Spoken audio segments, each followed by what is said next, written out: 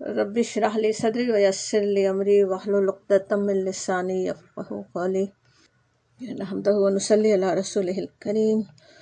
سورہ انبیاء میں ہم انبیاء کرام کا تذکرہ پڑھ رہے تھے۔ سب سے پہلے تاریخی اعتبار سے جو بہت اولو العزم برگزیدہ انبیاء گزرے ان کا تذکرہ ہوا، پھر ان انبیاء کا تذکرہ جو اپنی صفات کے لحاظ سے پوری انسانیت کے لیے نمونہ ہیں۔ اس میں سب سے پہلے داؤد اور سلیمان علیہ السلام کا ذکر ہوا، جنہوں نے بادشاہی میں درویشی کر کے اللہ کی زبردست نعمتوں اور اقتدار و طاقت کے ساتھ شکر کی بہترین مثال قائم کر دی۔ پھر بڑے بڑے امتحانوں میں صبر و شکر پر قائم رہ کر جو بندگی کے بہترین نمونے انسانوں کے لیے جنہوں نے چھوڑے، ان انبیاء کا تذکرہ تھا۔ اب حضرت یونس اور زکریا علیہ السلام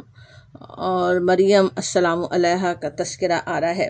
سب سے آخر میں، جنہوں نے تاریک اور مایوس کن حالات میں اپنے رب کو پکارا اور اللہ تعالیٰ نے اپنی رحمت خاص سے ناممکن چیزوں کو ان کے لیے ممکن بنا دیا۔ ان تذکروں اور ان واقعات میں جس طرح اپنے نزول کے وقت جب یہ آیات نازل ہو رہی تھی، اس وقت بھی مکے کے انتہائی شدید حالات میں گھرے ہوئے مسلمانوں اور ان کے مخالفین کے لیے بھی جو بہت ہی رہنمائی اور روشنی تھی، اسی طرح ہم میں سے ہر ایک کے لیے بھی بہت کچھ درس ہے۔ آج ہم آیت نمبر 87 سے شروع کر رہے ہیں۔ اعوذ باللہ من الشیطان الرجیم، بسم اللہ الرحمن الرحیم۔ وَذَنُّونِ، جو تھا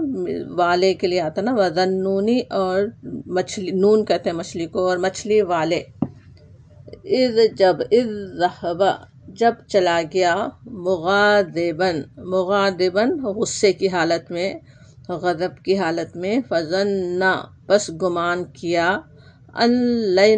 لن نقدر، کہ نہیں ہم پکڑیں گے، نہیں گرفت کریں گے، علیہ، اس پر، فنادا، بس پکارا اس نے، فی الظلمات، اندھیروں میں، اللہ الہ الا انت سبحانک، کہ نہیں کوئی معبود تیرے سوا، پاک ہے تو،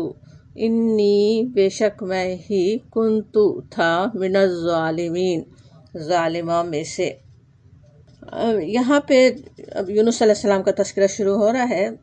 2 آیات میں ہی ان کے پورے واقعے کا خلاصہ آ گیا۔ اگرچہ ان پر جو گرفت ہوئی اس کا ذکر ہے،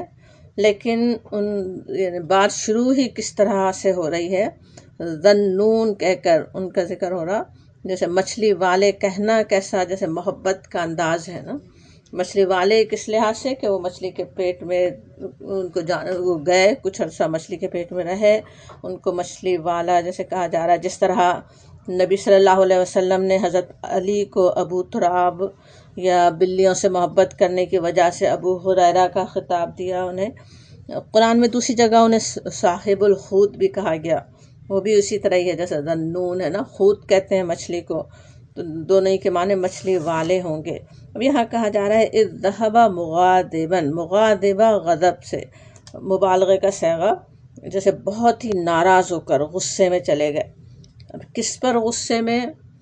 اپنی قوم پر جو اللہ کے غضب کو دعوت دے رہی ہے، وہ انہیں بچانے کی کوشش کر رہے ہیں اور وہ قوم بات مانتی نہیں، تو اس کی وجہ سے وہ غصے میں آ کر نکل گئے۔ اب یونس علیہ السلام کہاں کس بستی میں تھے اور کیا واقعات پیش آئے،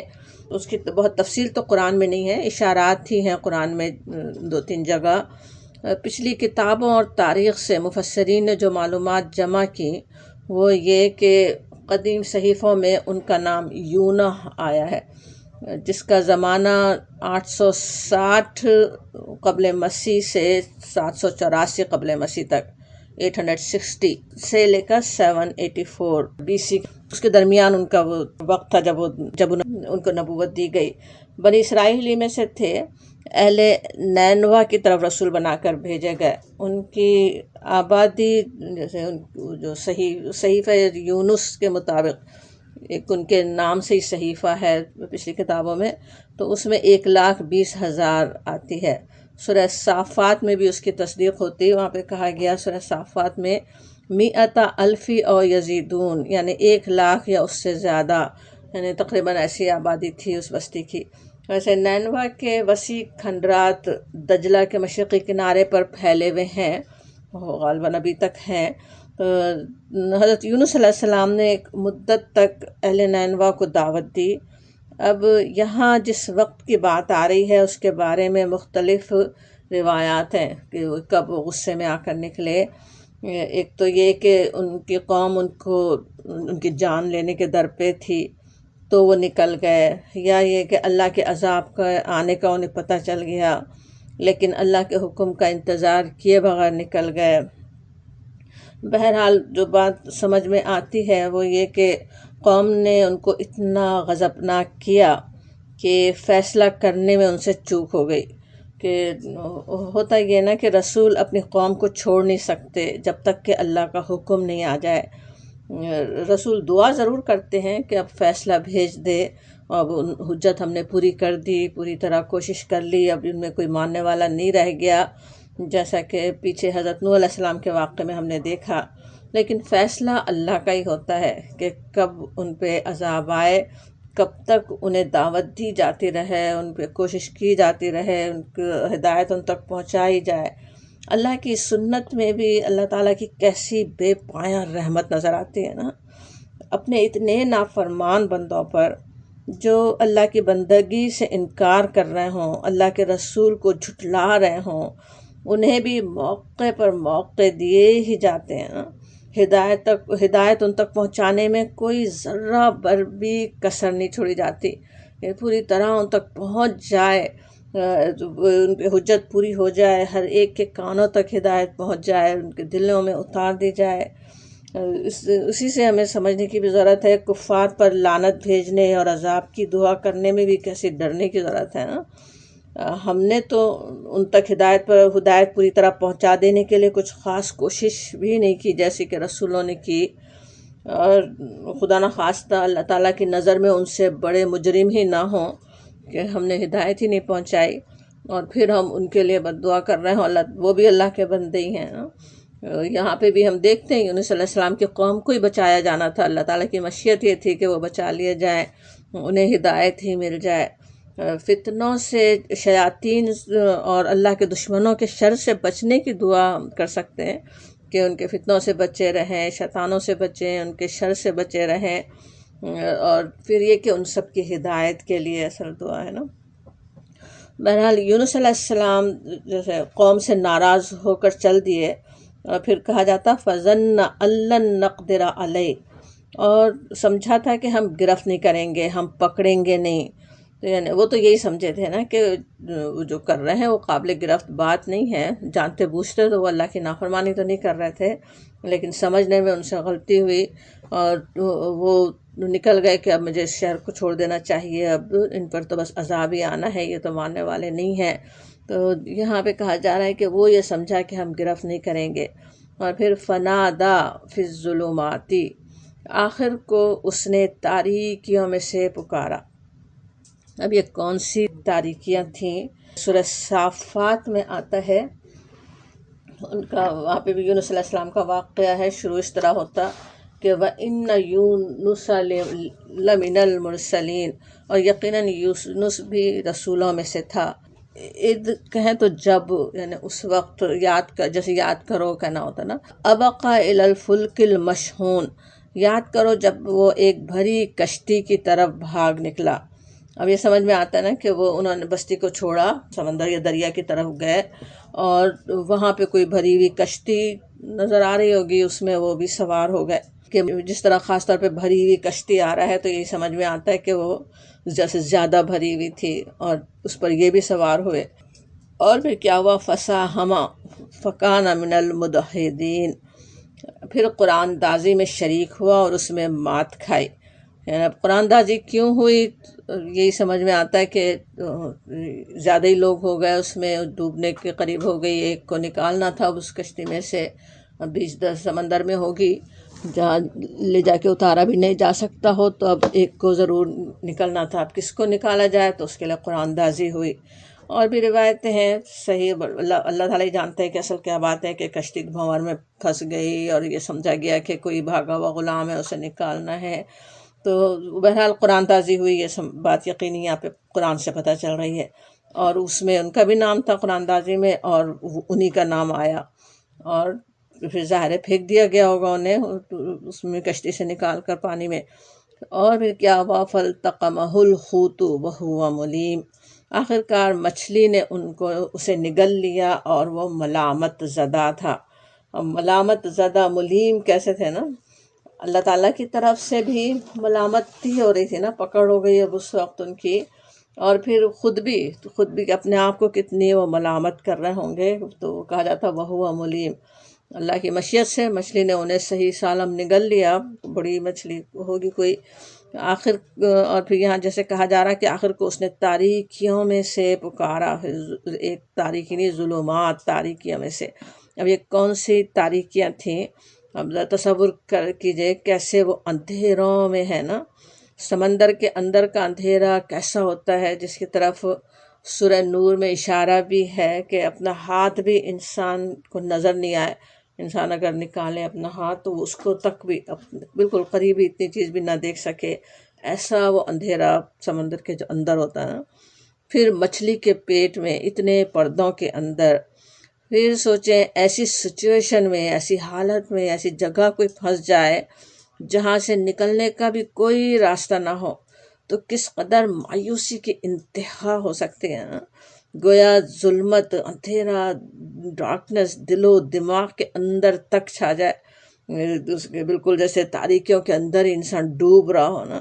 تو وہ یہاں پہ سمجھ میں آتا ہے فنادا فی الظلمات. اور پھر وہ بھی کہ ندامت، جیسے وہ ملیم جیسے ہم پڑھ رہے تھے نا ابھی، کہ پچھتاوا، ریگریٹ کتنا بڑا، کہ قصور بھی میرا ہی ہے. جیسے ہی پکڑ ہوئی انہیں سمجھ میں آ گیا کہ مجھ سے ہی غلطی ہوئی، تو وہاں سے پھر انہوں نے اپنے رب کو پکارا ان اندھیروں میں سے کہ اللہ الہ الا انت سبحانک انی کنت من الظالمین. پیچھے حضرت ایوب کی دعا ابھی ہم دیکھ رہے تھے نا، اسی طرح انتہائی مختصر دعا اور اللہ کی تعریف کے ساتھ. بلکہ اس دعا میں تو اپنی پریشانی، اپنی تکلیف کا بھی کوئی ذکر نہیں ہے. اب یہ جو دعا جو جتنی سمجھی جاتی کہ بہت قبول ہونے والی ہے دعا ہے، اور ہوئی کس طرح سے قبول ہوئی، اور وہ اس میں بس کیا ہے، کوئی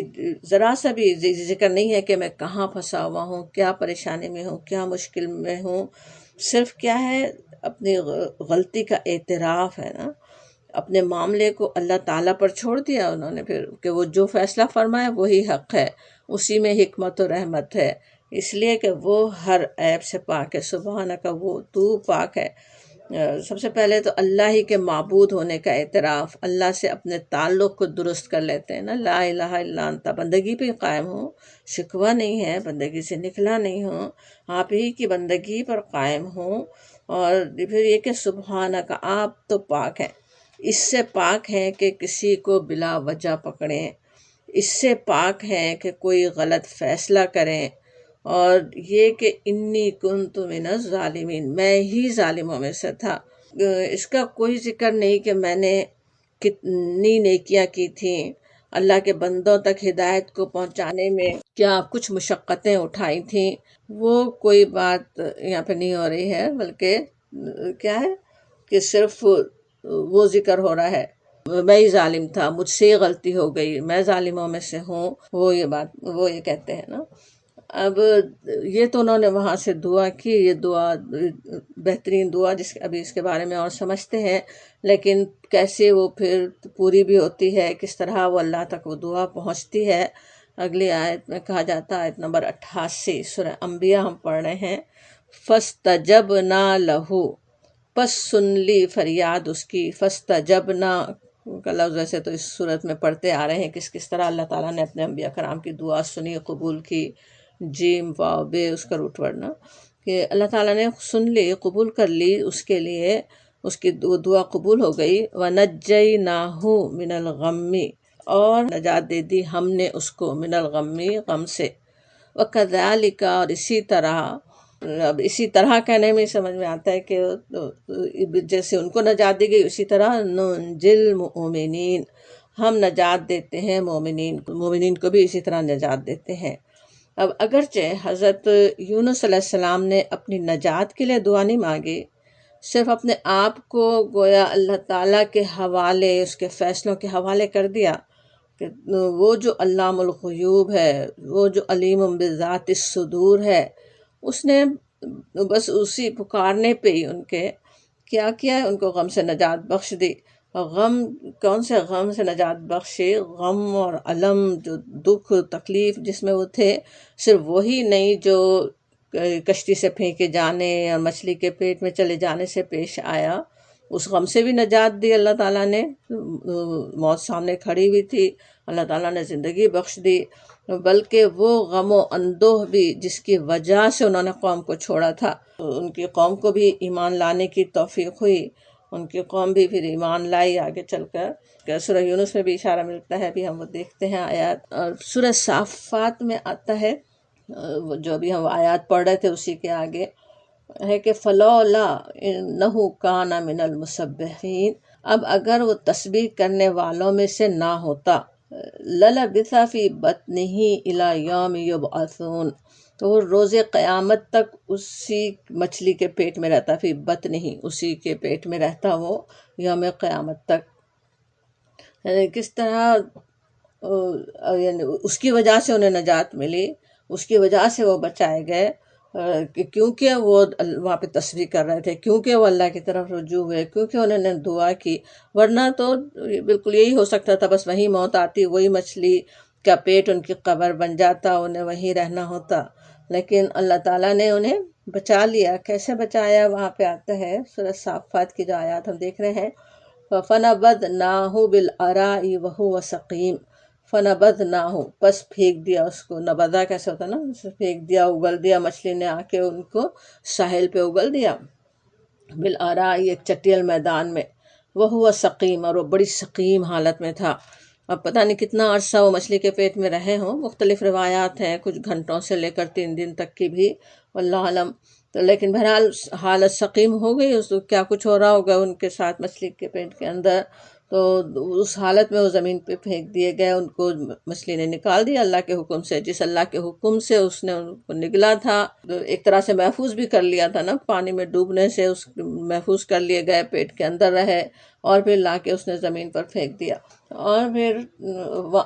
اللہ کی اور رحمتیں ان پر ہوتی ہیں، اب بچا ہی لیا گیا ہے۔ وَأَنبَتْنَا عَلَيْهِ شَجَرَةً مِّن يَقْطِينٍ،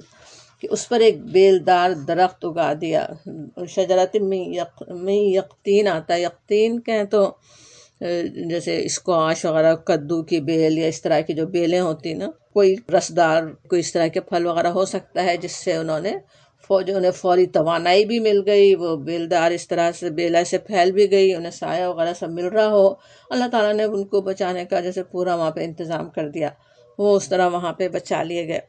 اور یہاں پہ اس کے لیے آتا ہے کہ ہم نے اس سے بچا لیا، اور اسی طرح ہم بچاتے ہیں مومنوں کو، اس طرح ہی بچانے والے ہیں۔ اچھا، اتنی مایوس کن حالت میں پہنچنے کے بعد، جو موت کے سوا ان کے سامنے کچھ نہیں ہوگا نا، لیکن اس حال میں بھی اللہ کو پکارنا ان کے کام آ گیا،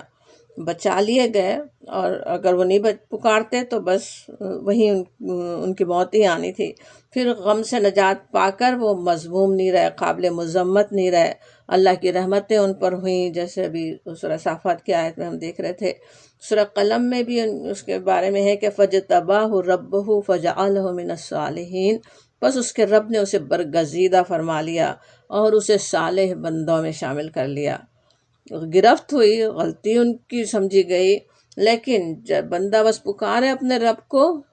نہ صرف یہ کہ غلطی مٹا دی جائے، غلطی کو معاف کر دیا جائے، بلکہ اور بلند مقام انسان حاصل کر لیتا ہے۔ اسی طرح فَاجْتَبَاهُ، ہم نے اس کو چن لیا، اسے برگزیدہ کر دیا، اللہ تعالیٰ نے صالحین میں شامل کر دیا ان کو،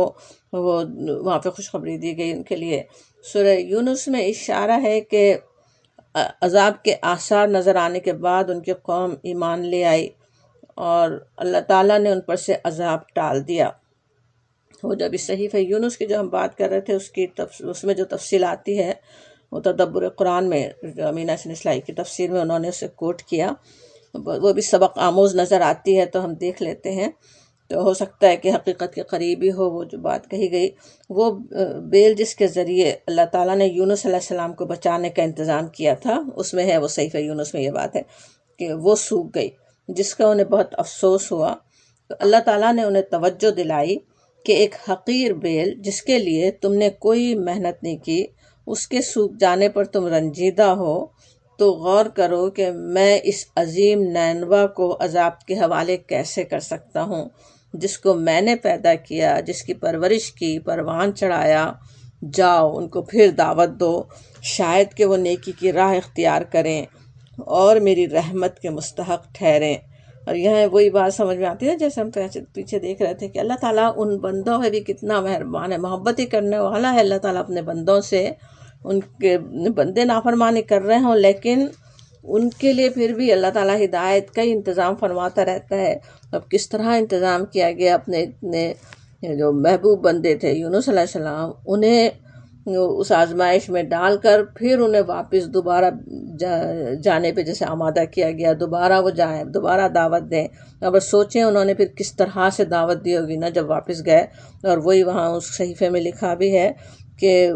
اس کے اس ہدایت کے مطابق حضرت یونس علیہ السلام پھر ان کے پاس انذار کے لیے گئے اور ان کو اس طرح دعوت و تذکیر کی کہ بادشاہ سے لے کر عام باشندے تک سب کانپ اٹھے اور ایمان لے آئے۔ اب کتنا بہترین طریقے سے انہوں نے دوبارہ پورے جوش سے دعوت دی اور سب کو ایمان کی توفیق بھی ہو گئی۔ ویسے سورہ یونس میں یہ بھی ہے کہ انہوں نے تو تھوڑا عذاب بھی دیکھ لیا ہو، اس کا طرف بھی اشارہ ہے۔ سورہ یونس میں کہا گیا اس کی آیت نمبر 98، فلولا کانت قریۃ آمنت فنفعها ایمانها الا قوم یونس، کہ پھر کیا ایسی کوئی مثال ہے کہ ایک بستی عذاب دیکھ کر ایمان لائی ہو اور اس کا ایمان اس کے لیے نفع بخش ثابت ہوا ہو، یعنی اور کسی قوم کے ساتھ نہیں ہوا۔ عذاب جب آ جائے پھر استغفار کام نہیں دیتا، لیکن ابھی ان کو کیونکہ کسر رہ گئی تھی نا حجت پوری کرنے میں، ابھی اور دعوت کا تھوڑا وقت تھا، انہیں دعوت دینی تھی، تو اللہ تعالیٰ نے ان کی وجہ سے عذاب ٹال دیا ہو۔ اور جب وہ قوم ایمان لے آئی، لما آمنو، جب وہ ایمان لے آئی، کشفنا عنہم عذاب الخزی فی الحیات الدنیا، تو ہم نے اس پر سے دنیا کی زندگی میں رسوائی کا عذاب ٹال دیا تھا۔ وَمَتَّعْنَاهُمْ إِلَىٰ حِينٍ، اور اس کو ایک مدت تک زندگی سے بہرہ مند ہونے کا موقع دے دیا تھا۔ تو اللہ تعالیٰ نے انہیں اس طرح سے ایک تو عذاب کے آثار نظر آئے، اس سے بھی دل پہ اثر ہوگا، اور پھر یونس علیہ السلام نے بھی جا کر جس طریقے سے انہیں دعوت دی، جتنے بہترین طریقے سے، تو وہ سبھی کو ایمان کی اللہ تعالیٰ نے توفیق دے دی۔ اور پھر یہاں پہ کہا جا رہا ہے سورہ انبیاء جو ہم پڑھ رہے ہیں اس کی آیت نمبر 88، وَكَذَلِكَ نُنْجِي الْمُؤْمِنِينَ، اور اسی طرح ہم نجات دیتے ہیں مومنوں کو۔ اب ظاہر ہے کہ یہ واقعات تاریخ کی داستان نہیں ہے نا کہ ہمیں تاریخ سنائی جا رہی ہو، ہمیں بتایا جا رہا ہو کیا کچھ پیش آیا اس وقت، بلکہ اس وقت نبی صلی اللہ علیہ وسلم اور آپ کے جو صحابہ کرام رضوان اللہ اجمعین کو یہ اطمینان دلایا گیا کہ حالات خواہ کتنے ہی تاریک اور مایوس کن ہوں، ان سے دل برداشتہ نہ ہو، اللہ تعالیٰ تمہاری دعاؤں اور فریادوں کو جانتا ہے، سنتا ہے۔ ایک دن آئے گا جب اندھیرے چھٹ جائیں گے، حق کا بول بالا ہوگا، آپ کی قوم ایمان لے آئے گی۔ یہ ساری تسلی بغیر الفاظ کے ان واقعات میں دے دی گئی نا آپ صلی اللہ علیہ وسلم کو بھی، کہ جس طرح اللہ تعالیٰ نے ان کی دعا سنی، ان کی خواہش سنی، بلکہ دعا بھی نہیں انہوں نے اس کے لیے کی، قرآن میں وہ دعا نہیں آتی، بلکہ جو ان کے دل کے اندر خواہش ہے اس کے ساتھ جو وہ اللہ کو پکارتے ہیں، وہ علیم بذات الصدور جانتا تھا، اور وہ سارا ان سے غلم و علم کو دور کر دیا۔ ان کی قوم ان کے سامنے ایمان لے آئی، کس طرح کتنے کیا شکر کی حالت ان کی ہوگی نا۔ بالکل وہی بات آپ صلی اللہ علیہ وسلم کے ساتھ ہو سکتی ہے، وہ ایک طرح کے پیشن گوئی واقعہ کر رہا ہے نبی صلی اللہ علیہ وسلم کے لیے کہ حق کا بول بالا ہو جائے گا، آپ کی قوم ایمان لے آئے گی۔ اور یہی تسلی ہر مومن کے لیے ہے جو کسی بھی طرح کی مایوسیوں میں گھرا ہوا ہو نا،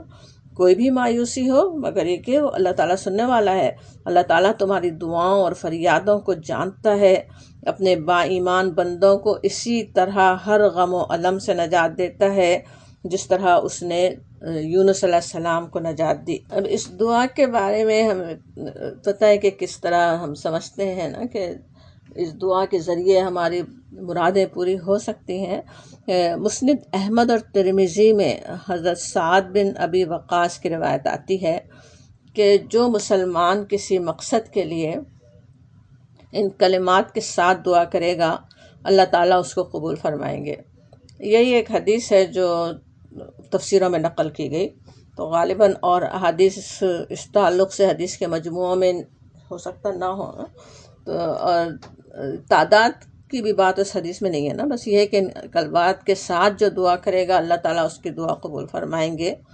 تعداد کے ہو سکتا ہے کسی عالم اور بزرگ کا سجیشن ہو نا، مشورہ ہو کہ اس طرح کر لیا جائے، اتنی دفعہ پڑھ لیں تو فائدہ ہو جائے گا نا۔ تو بندے جیسے بھی ویسے اللہ سے امید رکھیں، اس کی طرف رجوع ہوں، اللہ تعالیٰ قبول فرمانے والا ہی ہے۔ لیکن یونس علیہ السلام کا واقعہ جس طرح قرآن میں سنایا گیا، اس میں ان کا اسوہ ہے نا، اصل چیز جو ہمارے لیے قابل عمل ہے وہ یہ کہ اللہ کی اتنی بندگی کرنے کے بعد اس کے دین کو اس کے بندوں تک پہنچانے کے لیے اتنے سالوں تک مشقت کرنے اور مخالفت سہنے کے بعد ان سے بس ذرا سا بے صبر ہونے پر اتنی زبردست پکڑ ہوتی ہے نا۔ اور پکڑ ہونے سے پہلے تو انہیں یہ بھی نہیں پتا تھا، انہوں نے نافرمانی سمجھتے ہوئے نہیں کی تھی، لیکن فوراً ہی اپنی غلطی سمجھ جاتے ہیں، اپنے آپ کو ہی بلیم کرتے ہیں، مانتے ہیں کہ میری ہی غلطی تھی نا۔ یہ اصل رویہ ہوتا ہے نا انسان کا کہ اعتراف کرے، ایک تو اللہ کی بندگی پہ قائم رہنے کا اعتراف، اور پھر دل کا وہ جو احساس ندامت جو تھا نا ان کا، اس ندامت کے ساتھ اپنی غلطی تو انسان سمجھے کہ میں کیا کر رہا تھا، میں کتنا لاپرواہ تھا، میں نے کتنی کہاں کہاں لاپرواہیاں کی، کس طرح سے میں نے، مجھ سے کہاں کہاں کیا کیا غلطیاں ہوتی رہیں، وہ تو انسان سمجھے نا۔ یہی دعا جب ہم کر رہے ہوں تو انی کنت من الظالمین کہتے ہوئے اپنے اوپر غور کرنے کی ضرورت ہے نا، اپنے عمل پہ غور کرنے کی ضرورت ہے۔ سوچیں آج ہم چاہے امت کے حالات کے درست ہونے کے لیے ان دعاؤں کا وظیفہ پڑھنے بیٹھے، امت کی کیا کیا غلطیاں ہو رہی ہیں، کیا انہیں کرنا تھا، کیا نہیں کیا، کیا کچھ ہو رہا ہے، ان سب کا بھی تو ذہن میں ہو کہ انی کنت من الظالمین، ہم ہی تھے ظلم کرنے والے، ہم ہی تھے جو گناہ کر رہے تھے۔ تو اب جو اس احساس ندامت کے ساتھ اللہ کی بندگی پر قائم رہتے ہوئے جب بات زبان سے نکلتی ہے تو اب یہ وہ اثر رکھتی ہے نا، کہ سمندر کی تہوں سے، وہ اتنے مچھلی کے پیٹ کے اندر کے پردوں سے وہ عرش الہی پہ پہنچ جاتی، اپنی مراد مانگے بغیر ہی پوری ہو جاتی ہے۔ یہاں بھی حضرت ایوب کی علیہ السلام کی دعا کی طرح اس چھوٹے سے کلمے سے ہی پتہ چلتا ہے کہ ایمان اور دل کی کیفیت ہے نا جو دعا کو مقبول بنا دیتی ہے۔ اس آیت میں اشارہ بھی ہے کہ اسی طرح ہم مومنین کو بھی نجات دینے والے ہیں، ان کو ان کے غم و پریشانی سے، ان کی مصیبتوں سے اسی طرح نجات دیتے ہیں۔ لیکن اس میں بھی وہی بات ہے نا کہ ہم صرف بات دعا تک ہی نہیں ہم سمجھ رہے ہوں، دعا کے الفاظ ہی کو بغیر سوچے سمجھے پڑھ جانے کے بجائے اس کو دعا کی طرح ایک تو کر رہے ہوں اور دل کی اس کیفیت کے ساتھ کریں، تو وہ ظاہر اللہ تک وہ دعا پہنچنے والی ہے۔ آیت نمبر 89 وزکریا، اور واہ جو آ رہا ہے تو اس کا مطلب ہوا جیسے بات چل رہی ہو نا تمام انبیاء کی، تو اور یاد کرو جیسے کہا جا رہا ہو، زکریا کو اذ نادا جب پکارا، ربہ، اب اس نے اپنے رب کو، جب انہوں نے پکارا اپنے رب کو، ربی، اے میرے پروردگار، میرے رب، لا تذرنی، نہ چھوڑ مجھے، فردن، اکیلا، وَأَنْتَ، اور تو خیر الوارثین، اور تو ہے بہترین وارث ہے، تو سب سے بہتر وارث ہے۔ زکریا علیہ السلام کا حال ویسے ہم پیچھے سورہ آل عمران اور سورہ مریم میں پڑھ آئے ہیں، اس میں یہ بھی بنی اسرائیل میں سے تھے، کہ رشتے میں حضرت مریم السلام علیہا کے خالو، جب حضرت مریم ہیکل کے سپرد کی گئیں، اب ان کے واقعات ہمیں پتہ ہے، یاد ہے، آگے ویسے ان کا تذکرہ بھی ابھی آ رہا ہے، حضرت مریم کا بھی تھوڑا، تو وہ ان کے کفیل مقرر ہوئے زکریا، وہ بھی ہیکل میں تھے، اب ایک نوجوان لڑکی کی نگرانی کے لیے انہیں مقرر کیا گیا۔ وہاں پہ انہوں نے دیکھا حضرت مریم کو کہ ایک نوجوان لڑکی کا اللہ سے قرب اور اس پر اللہ کی عنایتیں، تو اس سے وہ بہت ہی متاثر ہوتے ہیں، اور اپنے لیے بھی دعا کرتے ہیں۔ اب یہاں پر تو دعا کا مختصر سا حصہ ہے کہ ربی لا تذرنی فردا، کہ رب مجھے اکیلا نہ چھوڑ، میں اکیلا نہ رہ جاؤں، کہ تو ہی خیر الوارثین ہے۔ لیکن سورہ مریم شروع ہی ان کے ذکر سے ہوتی ہے، وہاں پہ حضرت زکریا کے، وہاں پہ کہا گیا ذکر رحمت ربک عبدہ زکریا، اور ذکر ہے رحمت تیرے پروردگار کی اپنے بندے پر۔ ان کا بھی ذکر کیسے، جیسے بہت ہی محبت کے انداز سے ہو رہا ہے نا، عبدہ ذکر کرو اس کتاب میں، قرآن میں، زکریا کا۔ اذ نادى ربہ نداء خفیا، جب انہوں نے پکارا اپنے رب کو چپ کے خفیہ دبی آواز سے۔ وہاں پہ یہ بھی سمجھ میں آتا ہے کہ وہ دعا کیسے زیادہ مقبول ہوتی ہے نا، چپ کے اللہ سے مانگی جائے۔ اور پھر وہاں پہ وہ کہتے ہیں قال ربی انی وہن العظم منی واشتعل الراس شیبا، کہ انہوں نے کہا کہ اے رب میری ہڈیاں بھی کمزور ہو گئی ہیں، اور یہ کہ میرا واشتعل الراس، کیسے بھڑکنے لگا میرا سر بڑھاپے سے، جیسے بال سفید ہو کے بھڑک رہے ہیں۔ ولم اکم بدعائک ربی شقیا، اور نہیں رہا میں تجھے پکار کر اے میرے پروردگار کبھی محروم۔ دعا سے پہلے اللہ تعالیٰ کی کیسی بہترین تعریف ہو رہی ہے، اپنی کمزوری کا بتا رہے ہیں، اپنے آپ کو جیسے اللہ کے سامنے ڈال دیں کہ میں تو بالکل کمزور ہوں، کچھ نہیں ہے، اور میں اتنا بوڑھا ہو چکا ہوں، ہڈیاں میری کمزور ہو چکی ہیں۔ لیکن یہ بھی ہے کہ میں کبھی محروم ہی نہیں رہا، آپ نے میری ہمیشہ دعا سنی ہے، اتنے بڑھاپے تک، اتنے سال تک آپ نے میری کوئی دعا رد نہیں کی ہے۔ تو یہ کہہ کے پھر اپنی دعا پیش کرنا، سوچیں کیسے دعا کے جیسے قبولیت کی ہو نا۔ اور پھر کہتے ہیں وَإِنِّي خِفْتُ الْمَوَالِيَ مِنْ وَرَائِي وَكَانَتِ امْرَأَتِي عَاقِرًا فَهَبْ لِي مِن لَّدُنكَ وَلِيًّا۔ اب یہ کہ دعا کیوں کر رہا ہوں بیٹے کی، کیونکہ اپنے جیسے بھائی بندوں سے مجھے ڈر ہے، رشتہ داروں میں آس پاس کوئی نظر نہیں آ رہا ہے جو اس کی آگے کہتے ہیں نا کہ آل یعقوب کی وراثت پوری کرنے والا، اس کام کو، دین کے کام کو جو میں کر رہا ہوں اسے لے کر آگے بڑھنے والا کوئی نظر نہیں آ رہا ہے، اور کچھ ذرائع بھی نہیں ہے بالکل آگے، تو یعنی کوئی امکانات ہی نہیں ہے کہ اولاد ہو سکے۔ میری بیوی بوڑھی ہے، بوڑھے ہیں، بیوی بھی بوڑھی بھی ہوگی، پھر بانجھ بھی رہی ہے، کبھی اولاد پیدا کرنے کے قابل ہی نہیں، لیکن پھر بھی اللہ سے دعا ہے فَهَبْ لِي مِن لَّدُنكَ وَلِيًّا، اور تو مجھے عطا کر اپنے پاس سے ایک ولی، ایک وارث عطا کر۔ کہ وہ وہاں پہ مانگتے ہیں نا، اور وہ کیوں مانگ رہے ہیں وہ بھی بتا دیتے ہیں یرثنی ویرث من آل یعقوب، کہ وارث ہو میرا اور وارث ہو آل یعقوب کا، وَاجْعَلْهُ رَبِّ رَضِیًّا، اور میرے پروردگار اسے اپنا پسندیدہ بنا لے۔ تو بہترین دعا حضرت زکریا علیہ السلام کی، جس کے ایک ایک لفظ میں ہمارے لیے بہت کچھ ہے نا سمجھنے کا، کہ کیسی دعا مانگی جانی چاہیے، کس طرح اللہ پہ بھروسہ ہو، حالات بالکل ایسے ہوں جو نظر نہیں آ رہے ہوں کہ وہ کام ہو سکتا ہے، لیکن اللہ پہ اتنا بھروسہ ہے کہ اللہ تعالیٰ کر ہی سکتا ہے، پھر بھی اللہ سے دعا مانگ دیں، جو مانگ رہے ہیں اس کی بھی یعنی وجہ بھی بہت ہی خوبصورت ہے نا، بلکہ اصل اپنے لیے بھی ہے کہ میرا بھی ہو وارث، لیکن یہ کہ آل یعقوب کا وارث ہو، وہ اصل کام کرنے والا ہو۔ یہاں پہ بھی جو بات انہوں نے کہی، جو دعا یہاں سورہ انبیاء میں آ رہی ہے کہ وَأَنْتَ خَيْرُ الْوَارِثِينَ، اور آپ ہی بہترین وارث ہیں، اس کے بھی کئی مفہوم بنتے ہیں نا، کہ تو ہی بہترین وارث ہے اپنے، جیسے رب سے جو یہ عرض کر رہے ہیں، کیا کچھ معنی جیسے اپنے اندر رکھ کے وہ بات۔ ایک مفہوم تو یہ کہ اگر تو اولاد نہ بھی دے تو غم نہیں ہے،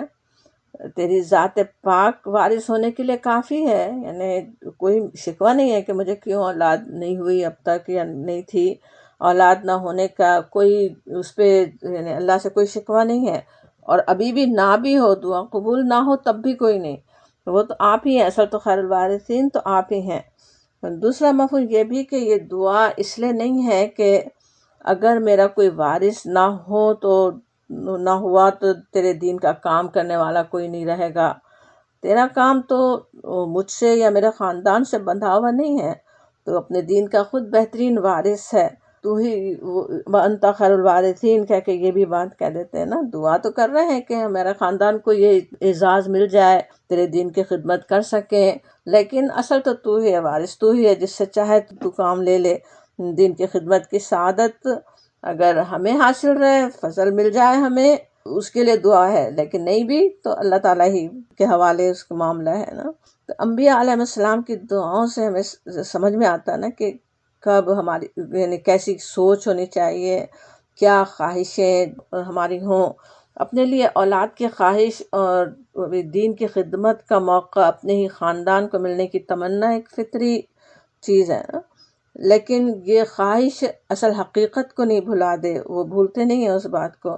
کہ اصل پالنہار تو اللہ تعالیٰ ہی ہے، رب کریم تو ایک ہی ہے نا، رب کریم ہی ہے اصل میں۔ جس طرح اولاد کو پالنے کے لیے ماں باپ ذریعہ بنتے ہیں، اللہ تعالیٰ ہی نے ان کے دل میں وہ محبت، اپنے بچوں کی پرورش کی سمجھ دی عطا کی، انہیں قربانیوں کا جذبہ ان کے دل میں ڈالا۔ لیکن اگر والدین نہ ہوں تو بھی پرورش کا انتظام کروانے والا تو اللہ تعالیٰ ہی ہے، بلکہ ان کے ہوتے ہوئے بھی، والدین ہوتے ہوئے بھی چاہے کچھ اور انتظام کروا دے، جیسے حضرت موسیٰ علیہ السلام کے لیے فرعون کے محل میں پرورش کا انتظام کروا دیا، اسی طرح سے اولاد کا بڑھاپے میں کام آنا، پیچھے ہمارے کاموں کو سنبھالنے والا بننا، اللہ کے جیسے دیے ہوئے ذریعے ہی ہے نا وہ بھی، بس کہ اللہ تعالیٰ چاہے ان سے کام لے لے۔ ان اسباب اور ذریعوں کو ہی جیسے اصل سمجھ لینے کی غلطی نہیں ہونی چاہیے نا۔ یہ تو جیسے فرائض ہے، اپنے فرائض کی ادائیگی تو اس کی تو پوری کوشش انسان کر لے، والدین بچوں کے لیے، بچے اپنے والدین کے لیے جو اللہ تعالیٰ نے عائد کیے حقوق وہ ضرور ادا کریں، لیکن اس کے بعد وہ اصل تو اللہ کے پاس جواب دیں اپنے حقوق کے لیے۔ ان سے حقوق خود لینے کے لیے زور لگانا یا ان پر ہی بھروسہ رکھنا ایک مومن کو زیب نہیں دیتا نا۔ اللہ کی مدد اسباب کے ذریعے تو آتی ہے، کچھ اسباب اللہ تعالیٰ نے پیدا کیے جس کے ذریعے مدد ہوتی ہے، لیکن مومن کا بھروسہ اسباب پر نہیں ہوتا بلکہ صرف اپنے رب پر ہوتا ہے نا۔ اولاد اس نے دی تو اگر دی تو بھی وہی خیر الوارثین ہے، نہیں دی تب بھی وہی خیر الوارثین ہے۔ سوچیں اولاد دینے کے بعد بھی اگر وہ کہے اپنے اکلوتے بیٹے کو میرے لیے قربان کر دو، تو راضی برضا ایک مومن آنکھوں کے سامنے عذاب میں گرفتار ہو کر سیلاب میں بہہ جائے حضرت نوح علیہ السلام کے بیٹے کی طرح، تب بھی اپنے رب کا شکر گزار۔ انبیاء کرام کے ان جیسے پاکیزہ طریقوں میں ہمارے لیے کیسی رہنمائی ہے۔ اللہ تعالیٰ نے ان رشتوں کو زندگی کے قیام کا ذریعہ تو بنایا ہے، لیکن اس الحی القیوم کو چھوڑ کر انسانوں پر یا انسانی رشتوں پر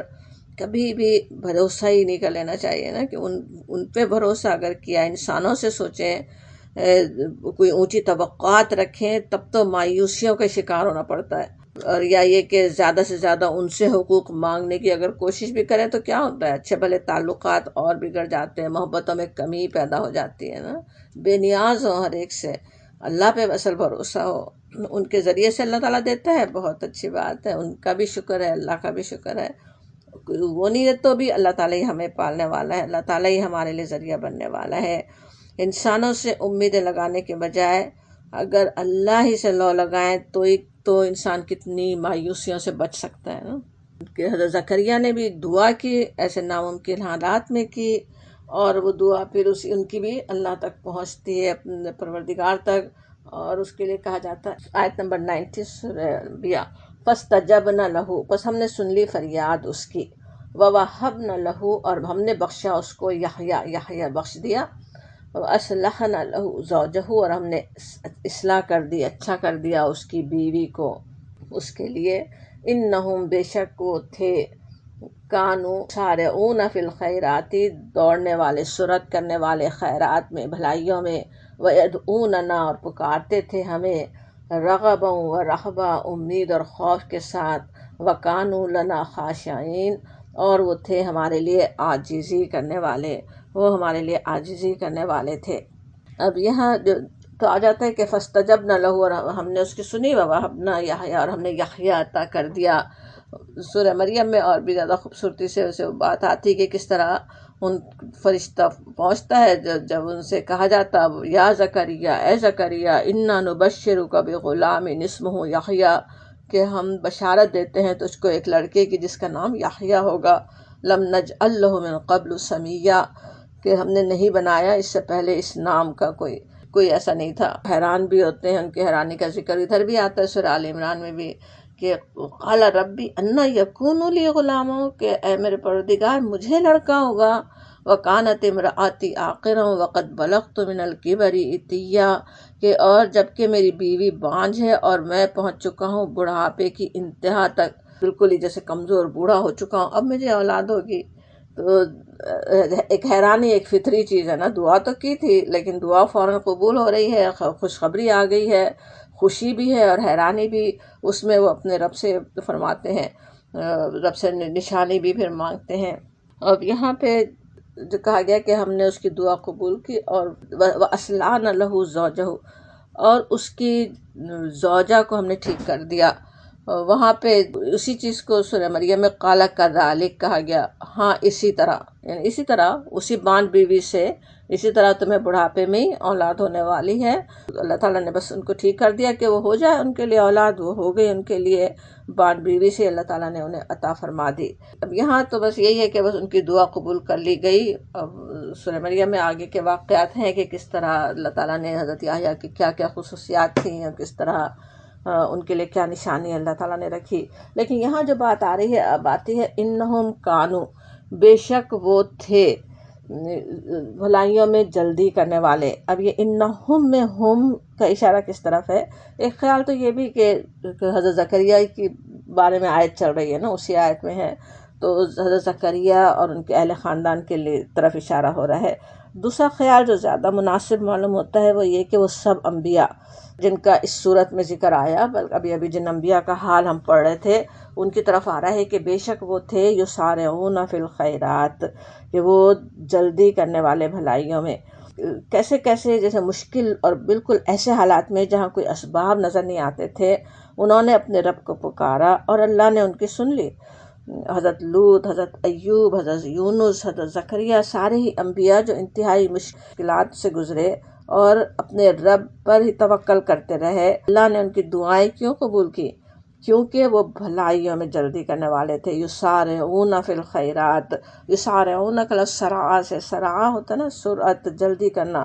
بلکہ ایکسلریٹ کرنا جیسے ہوتا ہے نا انگلش میں، اسرا اس کو کہتے ہیں کہ بہت تیزی سے بڑھانا، آگے بڑھنا. تو کس طرح نیکیاں کرنے والے تھے تیزی سے. اور یہ بھی بات ہے کہ جو نیکیوں میں جلدی کرے گا تو پھر اس کی نیکیاں بھی زیادہ ہی ہوں گی نا، ظاہر ہے، اور زیادہ وہ نیکی کرنے والا ہی ہوگا، اور نیکی کا کوئی موقع مس نہیں ہوگا. تیزی سے کرے تو زیادہ نیکیاں کرتا رہے گا. تو انبیاء کے کردار کا نقشہ جو سامنے رکھا گیا یہاں پہ کہ نماز، روزوں اور زکوٰۃ ہی کہ نہیں، نوافل کے بھی پابند تھے، اور بڑھ کر جو نیکی کا موقع وہ آگے بڑھ کر کرنے والے تھے. زمین پر اللہ کے نمائندے تھے، کتنی ذمہ داریاں ان پر تھیں دین کو پہنچانے کی، لیکن پھر بھی ہر دم نیکیوں میں آگے بڑھتے رہنے کی کوشش کرتے تھے،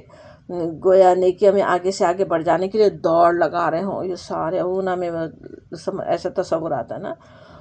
اب عام انسانوں کے ساتھ جو بڑا مسئلہ رہتا ہے وہ کیا ہے ہوتا ہے کہ معلوم ہے کہ کون سے کام نیکیوں کے ہیں، کرنا چاہتے بھی ہیں، ارادہ بھی رکھتے ہیں، لیکن جب جلدی نہیں کرتے تو کتنی نیکیوں کے وقت گزر ہی جاتے ہیں نا.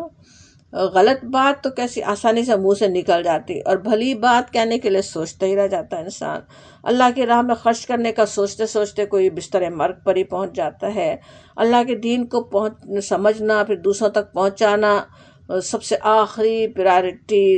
بن جاتی لوگوں کے لیے. اس کے برعکس انبیاء کرام تو خود بھلائیوں کو سمیٹنے میں لگے رہتے تھے، یہ سارے اونا فی الخیرات کرنے والے تھے. اور یہ بھی سمجھ میں آتا ہے کہ مستجاب الدعوات بننے کے لیے، یعنی دعاؤں کو جلد قبول کروانے کے لیے ہمیں بھی نیکیوں میں جلدی کرنے کی ضرورت ہے، نیکیوں کو سمیٹنے کی ضرورت ہے، آگے بڑھ بڑھ کر نیکیاں کرنے والے ہوں. اور آتا ہے کہ ان کی خصوصیت اور آتی ہے کہ یدعوننا، ہمیں پکارتے تھے، رغبوں و رہبہ، رغبت اور خوف کے ساتھ. رغبہ کے اصل معنی ہوتے وسعت کے، رغبہ، رغبو، رغبہ، ارادہ اور خواہش کی وسعت. رغبہ فی، رغبہ الیہ کہیں تو کسی چیز میں رغبت اور حرص کرنا، چاہنا. یہاں اپنے رب کی رضا، اس کے قرب کی خواہش ظاہر کر رہا ہے. دل کی حضوری کے ساتھ جیسے متوجہ ہونا، جس طرح سورہ انشراح میں نبی صلی اللہ علیہ وسلم کو ہدایت کی گئی، فَإِذَا فَرَغْتَ فَانْصَبْ وَإِلَىٰ رَبِّكَ فَارْغَب، لہٰذا جب تم فارغ ہو تو عبادت کی مشقت میں لگ جاؤ، اپنے رب کی طرف راغب ہو، جیسے کہا جاتا ہے وہاں پہ۔ رہبہ جو ہے، پھر رہبہ اور رہبہ ایسا خوف جس میں احتیاط اور اضطراب شامل ہو۔ راہب ہوتا نا اللہ سے ڈرنے والا، لذت دنیا کو اللہ کی خاطر چھوڑ دینے والا۔ رغبت کے رہبہ کے ساتھ پکارنے کے دو معنی ہوئے، ایک تو راحت و آرام اور اطمینان کے وقت بھی اللہ کو پکارتے ہیں، اور تکلیف اور محرومی کے وقت بھی، اور یہ کہ سستی نہیں کرتے۔ دوسرا یہ کہ دعا کے وقت ان کی کیفیت امید جو ہوتی ہے وہ امید اور خوف کے ساتھ ہوتی ہے نا، امید اور خوف ملے جلے ہوتے ہیں۔ اپنے رب کی رحمت، اپنے نیکیوں کے قبول ہو جانے کی امید بھی، اپنے گناہوں اور کوتاہیوں سے ڈر بھی، ساری نیکیوں کے باوجود اس طرح سے رغبہ اور رہبہ کے ساتھ جو پکاریں تو کس طرح ان کی دعائیں پھر قبول ہوتی ہیں نا۔ منافقوں کی طرح نہیں کہ جب مشکل میں پھنس جائیں تو لمبی لمبی دعائیں اور کریں اور مشکل سے نکلتے ہی اللہ کو بھول جائے۔ قرآن میں دنیا داروں اور مشرکوں کا یہ حال بیان ہوا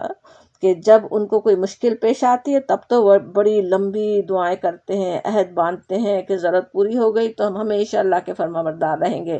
مثالوں سے قرآن میں کئی جگہ یہ بات آئی نا۔ لیکن جب اللہ تعالیٰ ان کی ضرورت پوری کر دیتا ہے تو اپنی تدبیر اور دوسروں کے گن گاتے ہیں، جیسے کبھی اللہ کو پکارا ہی نہیں تھا۔ یہاں اس کا اپوزٹ کردار ہے، ہمارے لیے نمونہ رکھا گیا نا انبیاء کرام کا، یہ کہ وہ کیا کرتے ہیں، ہر حال ہی میں اللہ کو پکارنے والے تھے، اور پوری رغبت کے ساتھ، رہبہ کے ساتھ ڈرتے ہوئے اپنے رب کو پکارنے والے تھے۔ اور ان کی کیا خصوصیت تھی، وَكَانُوا لَنَا خَاشِعِينَ، اور وہ ایسے لوگ نہیں تھے کہ نعمت ملے تو اکڑنے لگیں، چھن جائے تو مایوس اور ناشکر گزار بن کر رہ جائے، بلکہ ہر حال میں اپنے رب کے آگے جھکے رہنے والے تھے۔ اللہ کے آگے جھکے ہوئے بندوں کے ساتھ بھی اچھا معاملہ کرنے والے تھے۔ خاشعین کہیں تو وہ بھی سمجھ میں آتا ہے نا، عاجزی کرنے والے، ہر ایک کے ساتھ بھی عاجزی سے ملنے والے۔ خشع اصل میں ایسا ڈر ہوتا ہے جس کے اثرات دل کے علاوہ ہمارے جسم پر بھی نمایاں ہونے لگیں، دل کا نرم ہونا، جھک جانا۔ جسم کے مختلف اعضاء کے لیے قرآن میں آتا خاشعۃ ابصارہم، نظریں جھکی ہوئی ہوں گی، وجوہ یومئذ خاشعہ، اور اس دن چہرے جیسے ڈرے ہوئے ہوں گے، وخشعت الاصوات، آوازیں دب جائیں گی۔ تو بہرحال سمجھ میں آتا ہے کہ کس طرح وہ دلوں میں بھی ان کے خشوع ہے جو ان کے جسم پہ بھی نظر آتا ہے، دیکھنے میں بھی عاجز انسان نظر آتے، اکڑنے والے نہیں نظر آتے۔ یہاں یہ بھی اندازہ ہوتا ہے کہ دعائیں کس کی اللہ تعالیٰ قبول فرماتا ہے، کون سی صفات ہیں جو انسان کو مستجاب الدعوات بناتی ہیں۔ نیکیوں میں جلدی کرنا، امید اور خوف کے ساتھ اچھے اور برے ہر حال میں اپنے رب کو پکارنا، اور اسی کے آگے جھکے رہنا۔ اب اس پر غور کریں کہ یہاں ان انبیاء کے تذکرے سے اور بھی کون کون سی باتیں ذہن نشین کی گئیں۔ ایک تو اپنی حاجتیں اور امیدیں صرف اپنے رب سے لگانے والے تھے، دوسروں کی حاجتیں وہ پوری کرنے والے نہیں تھے۔ یہ بھی بڑی غلط فہمی رہتی نا، کوئی اللہ کے پہنچے ہوئے بندے ہیں تو وہ جیسے ہماری حاجتیں پوری کر دیں گے۔ یہاں بتایا جاتا صاف صاف، ایک ایک کی بات بتائی جاتی، کتنے انبیاء کا تذکرہ کر کے وہ تو اپنی حاجتوں کے لیے اللہ کے طرف پلٹنے والے تھے، اس سے وہ مانگنے والے تھے۔ اور یہ بھی کہ آزمائشیں اللہ کے اتنے محبوب بندوں پر بھی آئیں، یہ بھی بڑی غلط فہمی ہو جاتی نا، کوئی مشکلات میں ہے تو جیسے کوئی اللہ کا محبوب نہیں ہے، یا اللہ تعالیٰ ہم سے ناراض ہے۔ انسان خود بھی اپنے آپ سے بھی مایوس ہوتا ہے، کبھی دوسروں کو بھی بلیم کرتا ہے۔ اللہ تعالیٰ کی آزمائشیں اللہ تعالیٰ کی طرف سے تو اللہ کے اتنے برگزیدہ اور نیک بندوں پہ بھی آئیں، محبوب بندوں پہ بھی آئیں، اور لیکن اصل ان کا اس میں رویہ کیا رہا وہ ہمارے نمونہ ہے نا۔ اب چاہے غلطی ہو گئی ہو، کوئی بیماری جیسی سخت مصیبت میں مبتلا ہو گئے ہوں، یا اس طرح بے اولاد اب بوڑھے ہو گئے ہیں، ضرورت محسوس ہو رہی ہے، ہر ایک میں ان کا کیا رویہ تھا نا، کہ وہ تو اللہ ہی کی طرف رجوع کرنے والے تھے نا۔ اللہ کی مدد پھر اپنے بندوں کے لیے کس طرح آتی ہے اس کا بھی پتہ چلتا، بالکل نامساعد حالات ہوں، جو چیز بالکل ناممکن نظر آ رہی ہو اس کے لیے بھی اللہ تعالیٰ تو پورا کرنے والا ہے. تو ہمیں بھی اپنے لیے بھی سمجھنے کی ضرورت ہے کہ کسی بھی چیز کو ناممکن سمجھ کر ہمت چھوڑ کر نہیں بیٹھ جانا چاہیے. اللہ تعالیٰ کے لیے ہر کام ممکن ہے. یہ آیت پڑھتے ہوئے، یہ بات لکھتے ہوئے یاد آ رہا تھا کہ آج کے حالات میں بھی کیسے ہوتا ہے نا، کہ ہمیں لگتا ہے کہ کچھ ہم کر ہی نہیں سکتے. اتنے پھنسے ہوئے ہیں مسلمان، چینی مسلمان، اتنی بڑی طاقت نے ان کو اتنا پکڑا ہوا ہے، اور ہو ہی کیا سکتا ہے. نہیں، اللہ سے ہم مایوس نہ ہوں، دعا تو کریں، ہم پوری گڑ گڑا کے دعا تو کریں اللہ تعالیٰ مصیبتیں آسان کر دے. جو لوگ اتنی مصیبتوں میں پھنسے ہوئے ہیں، روہنگیا جو ہے برما کے، ان کا کیا حال ہو رہا ہو، کیسی مصیبتوں میں پھنسے ہوئے ہیں، لیکن ان کے حالات کو درست کر دینا اللہ کے لیے کچھ مشکل نہیں ہے. آج ہمارے لیے دین کو پھیلانا، دین کے لیے کام کرنا کتنا مشکل نظر آ رہا ہو، مگر اللہ کے لیے کچھ مشکل نہیں ہے. ہر ناممکن کے لیے بھی اپنے رب کی طرف رجوع ہوں، اللہ سے دعا تو کریں. اللہ تعالیٰ قبول کرنے والا ہے. پوری امید کے ساتھ، رغبوں و رہبہ کے ساتھ، گڑ گڑاتے ہوئے اللہ سے دعا کریں، اللہ تعالیٰ ضرور قبول فرمانے والا ہے. بات سمجھ میں آتے ہیں. جس طرح ان واقعات میں خاص طور پہ دعاؤں کا حال بھی ہم دیکھ رہے تھے نا، کس طرح سے دعائیں ان کے قبول ہوئی. انبیاء کرام کی معجزانہ طور پہ ان کی قبولیت کا تذکرہ آیا. دعا کی بات ہم لوگ کرتے بھی رہے ہیں، سب کے ذہن میں ہے اس کے آداب ہیں، اس کے کیا طریقہ ہونا چاہیے، اور یہ کہ قبولیت کے اوقات بھی جانتے ہیں ہم، کس طرح روزے دار کے سمجھے افطار کے وقت دعا، یا رات کے آخری حصے میں کی جانے والی دعا، فرض نمازوں کے بعد، اذان کے بعد، بارش کے وقت، اس طرح اللہ تعالیٰ دعائیں سننے والا ہے. بخاری کی ایک حدیث ہے، ابو ہریرہ رضی اللہ عنہ کی روایت. کل جمعہ ہے تو وہ حدیث بھی یاد کر لیں تاکہ انشاءاللہ ہم اس گھڑی کو پکڑنے کی کوشش کریں کہ جمعے کے دن ایک گھڑی ہوتی ہے کہ اگر کوئی مسلمان اس گھڑی کو اس حالت میں پالے کہ وہ کھڑا نماز پڑھ رہا ہو اور کسی بھلائی کی دعا کر رہا ہو، تو اللہ تعالیٰ اسے وہ بھلائی ضرور عطا فرما دیتے ہیں. پھر آپ نے اپنے ہاتھ سے اشارہ کیا جس سے ہم نے گمان کیا کہ آپ اس گھڑی کے قلیل اور چھوٹا ہونے کا بتا رہے ہیں. یعنی چھوٹی سی گھڑی ہے جس میں دعا ضرور قبول ہوتی ہے. اس لمحے کو پانے کے لیے ہم جمعے کا دن کس طرح عبادت میں گزاریں، اس کی جس ترغیب دلائی نبی صلی اللہ علیہ وسلم نے. دعا پر آمین کہنے کی اہمیت بھی حدیث سے معلوم ہوتی کہ آمین کہنا ضروری ہے. ایک اور بس قول تھوڑا سا یاد کر لیتے ہیں. شاہ ولی اللہ نے اپنے کتاب حجت البالغہ میں لکھا کہ دعا کی روح یہ ہے کہ دعا کرنے والا ہر قوت و حرکت کا سرچشمہ اللہ تعالیٰ ہی کو سمجھے، اور اس کی قدرت و عظمت کے مقابلے میں اپنے آپ کو اس طرح بے کس اور بے بس سمجھے جس طرح مردہ غسال یعنی غسل دینے والے کے ہاتھوں میں ہے، یا بے جان صورتیں حرکت دینے والے کے قبضے میں مجبور ہوتی ہیں. یعنی اپنے آپ کو وہ یہ کہہ رہے ہیں کہ بالکل مجبور، بے بس، یعنی میں تو نہیں کچھ کر سکتا، میرے پاس تو اسباب نہیں ہے. جیسے حضرت زکریا ہی کا یاد کریں، میری بیوی تو بوڑھی ہے، بانجھ ہے، میں تو اتنا بوڑھا ہوں، لیکن یہ کہ آپ تو خیر الوارثین ہیں، آپ تو سب کچھ کر سکتے ہیں. بالکل اس طرح اپنے آپ کو اللہ کے حوالے کر دیں، اور پھر اس کیفیت کے ساتھ اللہ تعالیٰ سے مناجات اور سرگوشی کی لذت حاصل ہو. یعنی اس طرح سے اللہ کو پکاریں، اللہ تعالیٰ ضرور دعاؤں کو سننے والا ہے. انشاءاللہ تعالیٰ اپنی رحمت سے اللہ تعالیٰ ہمیں بہترین دعائیں اپنے لیے، سارے مسلمانوں کے لیے، امت کے لیے، بلکہ دنیا کے انسانوں کے لیے مانگنے کی توفیق دے. ہر چیز کے لیے. گلوبل وارمنگ بھی آج ہمیں لگ رہی ہو کہ کچھ اس کا روک ہو نہیں سکتا، مگر اللہ تعالیٰ کے لیے تو وہ بھی کچھ مشکل نہیں ہے. وہ اللہ تعالیٰ حالات کو درست کر سکتا ہے. اتنی بڑی مصیبت دنیا پہ، انسانوں پہ نہیں آئے. انشاءاللہ اللہ تعالیٰ اس کا حل نکالنے والا ہے. تو ہر چیز کے لیے ہم انشاءاللہ دعائیں کرنے والے ہیں، اور اللہ تعالیٰ اپنی رحمت سے ہمیں ان لوگوں میں شامل فرما لے جو ان کی دعائیں ایسے قبول ہو جاتی ہیں نا. مستجاب الدعوات ہمیں بنا لے. وآخر دعوانا الحمدللہ رب العالمین.